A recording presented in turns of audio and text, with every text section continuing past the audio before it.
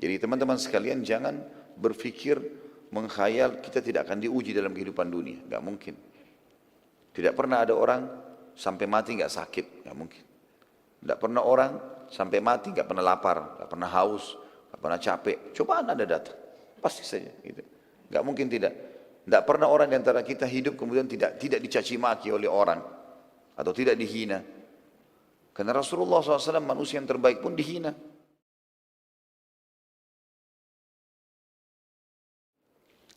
Sabar ada 3 macam dalam Islam. Tentu sabar itu definisinya menerima takdir Allah dan ikhtiar mencari jalan keluar. Ini sudah sering saya kasih contoh kalau masih ingat. Kalau kita bangun tidur pagi hari kemudian flu, ya, maka sabar. Bagaimana cara sabarnya? Oh, terima dulu, Allah sudah takdirkan.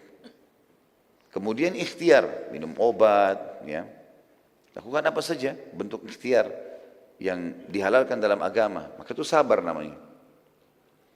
Begitu pula dengan sabar itu dibagi 3 oleh para ulama. Tadi definisi sabar, menerima takdir Allah dan ikhtiar mencari jalan keluar. Kalau sabar dibagi ke dalam 3 hal atau 3 keadaan dalam kehidupan kita. Yang pertama, sabar dalam ketaatan kepada Allah. Sabar dalam ketaatan kepada Allah. Jadi butuh kesabaran. Duduk di majelis ilmu begini 1 jam, 2 jam, butuh kesabaran.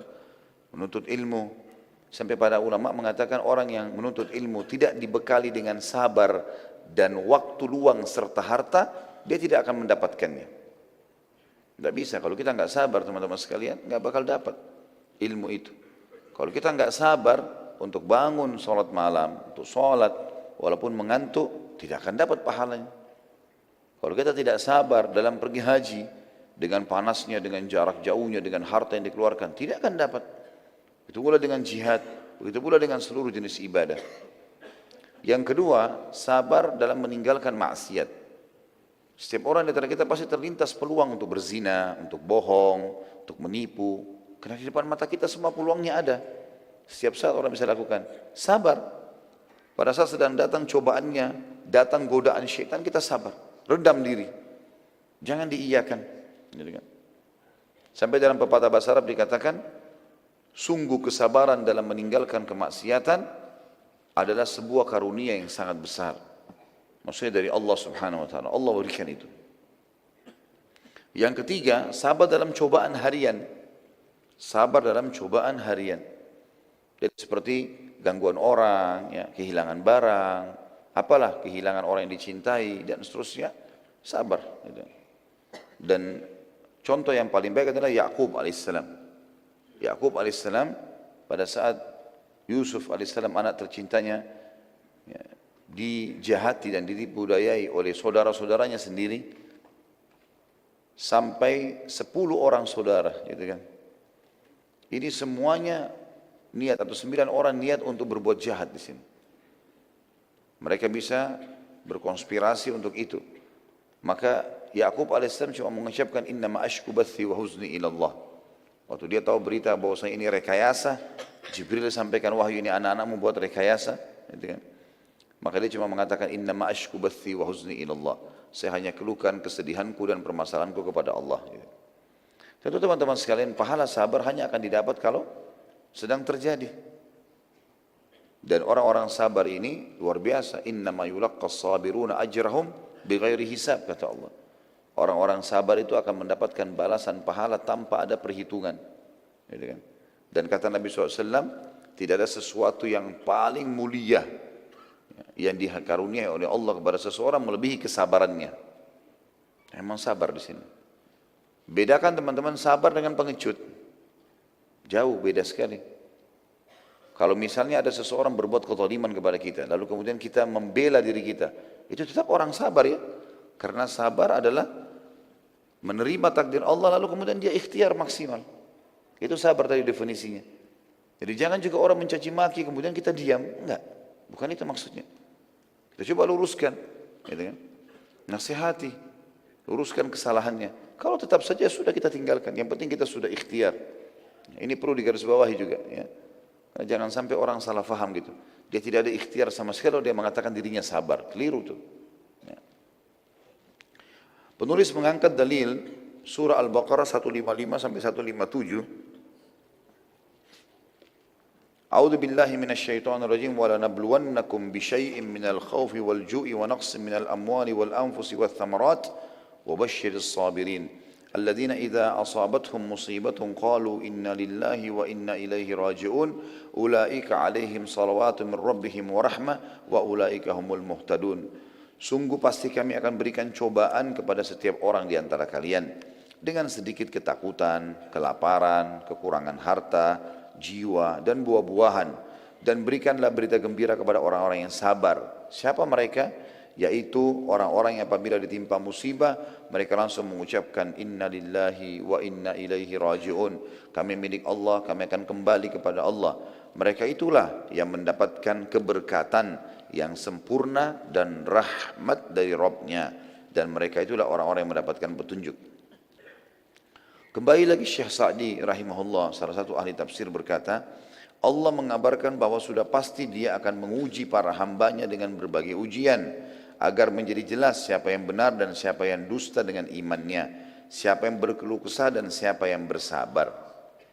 Jadi teman-teman sekalian, jangan berpikir, mengkhayal kita tidak akan diuji dalam kehidupan dunia. Gak mungkin. Tidak pernah ada orang sampai mati gak sakit. Gak mungkin. Tidak pernah orang sampai mati gak pernah lapar, gak pernah haus, gak pernah capek. Cobaan ada datang. Pasti saja. Gitu. Gak mungkin tidak. Tidak pernah orang di antara kita hidup kemudian tidak dicaci maki oleh orang. Atau tidak dihina. Karena Rasulullah SAW manusia yang terbaik pun dihina. Dicaci maki. Tidak mungkin orang di antara kita tidak punya permasalahan dalam kehidupannya, dalam rumah tangganya, dengan anak-anaknya. Rasulullah SAW mengalami itu. Gitu ya. Jadi ada semuanya. Cuma bagaimana caranya kita sabar. Tentu teman-teman sekalian, puncak daripada pahala sabar adalah seseorang tidak berkeluh kesah kecuali kepada Allah dan ahlinya. Allah dan ahlinya. Jadi dia mengeluh kepada Allah SWT tentang musibah yang sedang datang, kemudian dia menanyakan orang-orang yang bijak, yang kira-kira memang ahlinya di situ. Misal dia sakit, dia konsul sama dokter. Boleh dia berkeluh kesah. Ditanya apa sakit? Oh, dada saya yang sakit, punggung saya yang sakit. Harus dia sampaikan. Ini boleh kena ahlinya. Tapi kalau semua orang, jangan. Jadi, semua orang. Ada orang flu satu kampung tahu dia flu. Semua orang tahu. Untuk apa ini? Saya flu semuanya. Sabar ya. Kalau ahlinya silahkan. Kalau enggak, apa gunanya kita ngomong sama dia? Enggak ada manfaatnya. Hanya akan mengurangi kadar pahala saja. Hanya akan mengurangi kadar pahalanya. Ini adalah sunnatullah, kata beliau, para hambanya, kepada para hambanya. Karena sekiranya kegembiraan terus diperoleh orang-orang yang beriman dan mereka tidak menerima satu ujian pun, niscaya akan terjadi percampuran yang notabene-nya adalah kerusakan. Jadi kalau orang tidak pernah sakit, dia tidak tahu nilainya kesehatan. Kalau dia tidak pernah melalui kehilangan, dia tidak tahu bagaimana menghadapi atau mensyukuri nikmat yang sedang ada itu. Seterusnya, bukankah kita akan lebih tahu nikmatnya minum air dingin pada saat kita sedang meriang? Kita lagi meriang, kita lihat orang di depan kita minum, enak sekali neguk air es. Oh, enak sekali kalau saya lagi sehat kayak dia ya. Di situ kita tahu nilainya. Kalau selama ini kita nggak pernah sama sekali meriang, nggak pernah demam, nggak pernah sakit, kemudian kita minum, nilainya itu beda. Allah SWT datangkan dengan hikmahnya semua itu agar kita tahu, Juga termasuk ya, manfaat daripada ujian itu sendiri adalah seseorang jadi menyadari kalau dunia ini sebentar, karena kan dia lalui. Akan ada kehidupan yang tanpa cobaan, yaitu di akhirat nanti, di surga dengan izin Allah. Lalu dikatakan, namun kebijaksanaan Allah menetapkan untuk memisahkan ahli kebaikan dan ahli keburukan. Inilah faedah dari ujian. Bukan menghilangkan iman yang menyertai kaum mukmin dan tidak pula menghalangi mereka dari agama mereka. Dan Allah tidak menyanyiakan iman kaum mukminin. Jadi dia mengabarkan dalam ayat ini bahwa dia akan menguji para hambanya. Bisyai'im minal khawf, dengan sedikit ketakutan terhadap musuh ya. Jadi kalau ada musuh-musuh yang ganggu, ada orang-orang yang tidak suka, dihina, ini semua ada sedikit rasa takut. Tapi kalau dia hadapi, dia bisa lalui. Sebagaimana baginda Nabi SAW lalui. Ada cacian, ada segala macam penyihir lah, penyamun lah, pendusta lah. Bayangkan kalau kita menjadi Nabi SAW lagi berdakwah, jalan, terus kemudian pamannya sendiri di belakang. Ya, Abu Lahab keliling ikut mengatakan, Ini orang ponakan saya lebih tahu dia pendusta. Saya nggak bisa bayangkan itu. Bagaimana kalau saya lagi ceramah, ada paman saya di belakang lalu mengatakan jangan percaya orang ini. Saya lebih tahu dia. Kan masalah itu. Ya. Tapi Nabi SAW sabar. Bagaimana ada sebagian dai yang tidak bisa sabar. Sedikit saja telat, ya, sedikit saja jamaahnya tidak datang atau jumlahnya sedikit atau mungkin apa sajalah alasannya. Ya. Ada yang bicara dengan dia sesuatu atau menghinanya atau lalu kemudian dia tidak sabar. Kemudian langsung saja emosional, langsung tinggalkan masjid, langsung segala macam. Allah mengatakan dalam Al-Quran kepada Nabi alaihissalatu wassalam, "A'udzu billahi minasyaitonir rajim, walau kunta faddan ghalidhal qalbi lam faddu min hawlik. Fa'fu wasfahu." Ya. Jadi yang dimaksudkan dengan ayat ini adalah kalau seandainya kau keras hati hai Muhammad, tidak bisa sabar dalam berdakwah, tidak menyampaikan dengan lemah lembut, maka pasti orang akan bubar dari sekitarmu. Enggak mungkin itu. Maka kita harus sabar di sini, sabar melalui banyak cobaan-cobaan dalam kehidupan kita. Yang jelas orang beriman tahu kalau Allah Subhanahu wa taala tidak akan menyia-nyiakan dia. Dikatakan juga wal ju'. Tadi kan dikatakan bisyai' minal khauf, sedikit rasa takut dari musuh-musuh atau orang yang tidak suka. Wal ju' dan rasa lapar, yakni sedikit kelaparan. Artinya tiap hari kita akan lalu rasakan ada lapar itu. Akan ada rasa lapar. Tapi lapar itu tujuannya untuk mengetahui nilai dari makanan. Nah, kalau orang kenyang terus, dia nggak tahu nilainya makanan. Orang lapar itu luar biasa tahu nilainya makanan. Kalau kita lapar nasi sama sambal saja sama tempe enak. Tapi kalau kita sudah kenyang, udah makan 2 piring, dihidangkan lagi ayam goreng, kambing bakar, udah nggak mau makan. Jadi lapar itu sebuah nikmat sebenarnya. Makanya kalau lagi lapar kita mengatakan alhamdulillah lapar, bukan aduh lapar. Karena dengan lapar kita tahu nilainya makanan. Kalau capek ngantuk, alhamdulillah saya capek, bukan aduh capek. Haus juga begitu, alhamdulillah saya haus. Karena dengan capek kita tahu nilainya istirahat. Kita kalau dari pagi bekerja sampai malam, capek, tidur 2-3 jam malam hari, enak sekali, luar biasa. Supir yang lagi bawa mobil keluar kota, ngantuk, begitu dia tidur 1-2 jam, segar, enak. Tahu nilainya. Tapi kalau orang dari pagi tidur terus sampai malam, malam disuruh tidur lagi, kira-kira masih mau tidur? Jadi kan kita jadi tahu nilainya sesuatu kan gitu. Jadi tahu nilainya sesuatu gitu. Kemudian dikatakan juga oleh beliau di sini, walju dengan sedikit rasa lapar karena sekiranya Allah menguji mereka dengan segala ketakutan atau kelaparan, niscaya mereka binasa. Ujian itu mengurangi, bukan membinasakan. Jadi yang dimaksud dengan Allah mengatakan sedikit dari rasa takut, rasa lapar, Allah tidak akan mungkin membuat kita lapar terus. Jadi Allah tidak akan mungkin menguji orang akan lapar terus atau haus terus, tidak. Ada saja dia tinggal makan, hilang laparnya. Dia minum tinggal hilang hausnya. Tapi datang cobaan-cobaan tersebut. Dan itu juga untuk manusia mengetahui kelemahan mereka. Dan lanjutan ayat wa naqsim minal amwal dan kekurangan harta ini mencakup semua kekurangan yang menimpa harta berupa bencana-bencana alam, tenggelam, hilang, harta diambil orang-orang zalim atau yaitu para raja zalim atau perampok-perampok lainnya. Jadi tidak mungkin seseorang di antara kita melalui hidupnya teman-teman tidak pernah hartanya diambil orang. Ada saja orang utang nggak bayar, ya, atau jatuh barangnya diambil orang, atau dicuri, itu dilalui memang. Dengan cara seperti itu kita jadi tahu punya pengalaman hidup dan tahu nilainya barang itu. Biasa orang teledor, ya, HP-nya taruh sembarangan, tapi begitu hilang baru dia tahu nilainya. Maka dengan hilang itu dia harus ambil pelajaran, terutama orang beriman.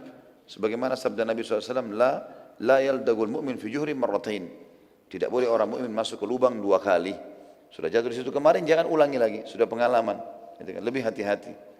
Saya subhanallah pernah jalan, naik motor waktu itu pergi taklim di Jakarta. Ada terowongan saya masuk, sebenarnya tidak terlalu cepat sih, tapi HP saya taruh di kantong depan, jatuh. Di jalan raya, pecah bagian belakangnya gitu. Saya mampir, saya ambil. Saya jadikan pelajaran, subhanallah. Ini tadi berarti tidak boleh taruh HP di depan, harus taruh di kantong tempat aman, itu kan. Dan juga sebagai pelajaran muhasabah. Mungkin ada kesalahan-kesalahan saya lakukan dengan HP ini misalnya. Jadi kita jadikan sebagai bahan muhasabah. Begitulah semestinya orang beriman. Dikatakan wal anfus, ya, lanjutan ayatnya, dan kekurangan jiwa, yakni perginya orang-orang yang dicintai seperti anak, kerabat, sahabat, dan berbagai penyakit yang menimpa tubuh hamba atau tubuh orang-orang yang dicintai. Kemudian wathamarat, dan juga hasil dari panen buah-buahan, yakni biji-bijian, buah kurma, dan semua pohon serta sayur-sayuran dengan cuaca dingin, kebakaran atau penyakit-penyakit alam berupa hama belalang dan semisalnya. Enggak mungkin ada orang punya kebun, enggak pernah selalu panen maksimal, enggak mungkin. Enggak normal itu. Atau ada perusahaan untung terus, enggak pernah ada turunnya, enggak mungkin. Itu sudah sunnatullah. Kalau kita faham ini sunnatullah teman-teman, ini pasti akan terjadi dengan hikmah Allah. Pada saat kita sehat, kita pasti akan sakit. Pada saat kita muda, kita pasti akan tua. Pada saat siang datang, malam akan datang. Pada saat kita kuat, ada saatnya kita lemah. Pada saat kita untung, ada saatnya kita rugi. Kita akan siap menghadapi kehidupan.